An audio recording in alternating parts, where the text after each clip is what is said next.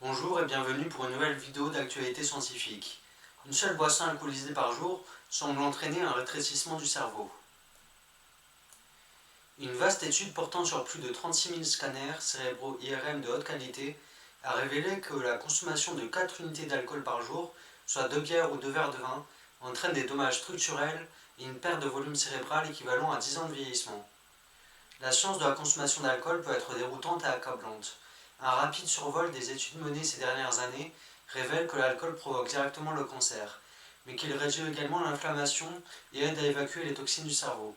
Il ralentit de près de 50% la croissance des cerveaux en développement, endommage de façon permanente votre ADN et est lié avec certitude à la démence précoce.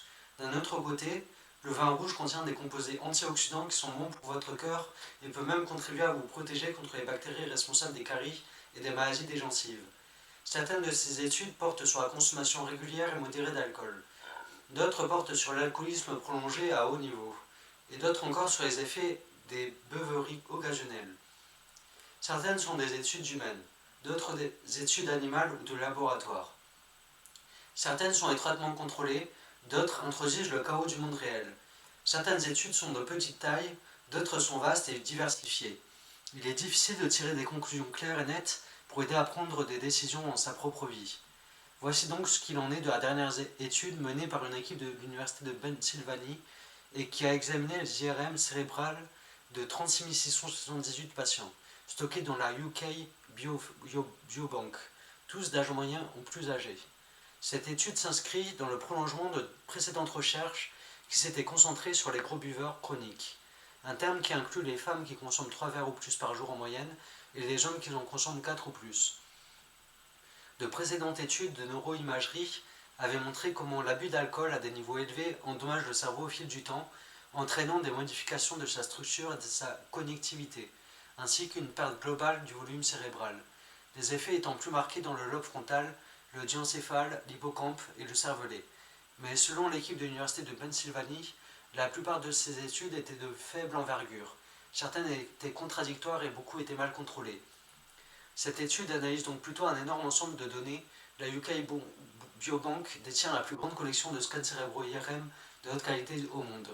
Et les chercheurs ont pu interroger 36 678 patients sur leurs habitudes de consommation d'alcool, de sorte que ces scans IRM ont pu être classés en fonction de la consommation d'alcool autodéclarée et contrôlée pour des éléments tels que la taille de la tête, le sexe, l'âge, la taille, le tabagisme, le statut socio-économique et une série d'autres variables.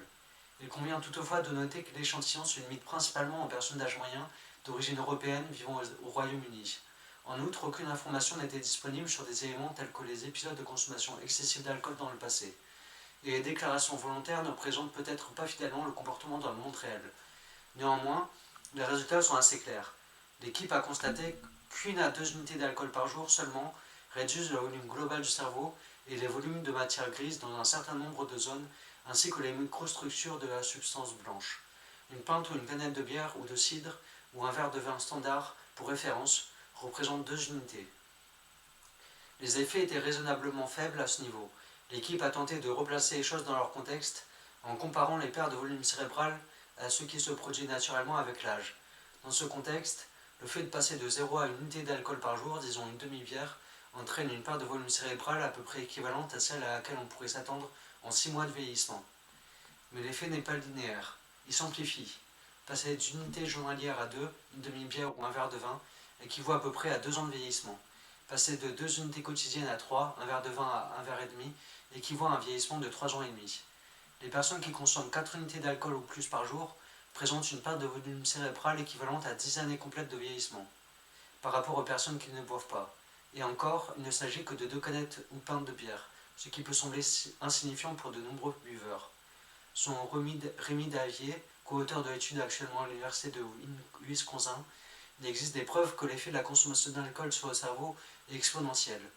Ainsi, un verre supplémentaire dans une journée pourrait avoir un impact plus important que tous les verres précédents de la journée. Cela signifie que réduire le dernier verre de la soirée pourrait avoir un effet important en termes de vieillissement cérébral. En d'autres termes, selon l'auteur correspondant, Gideon Naive, de la Wharton School de Pennsylvanie, les personnes qui peuvent bénéficier le plus d'une diminution de la consommation d'alcool sont celles qui boivent déjà le plus. Certes, de nombreuses autres questions demeurent.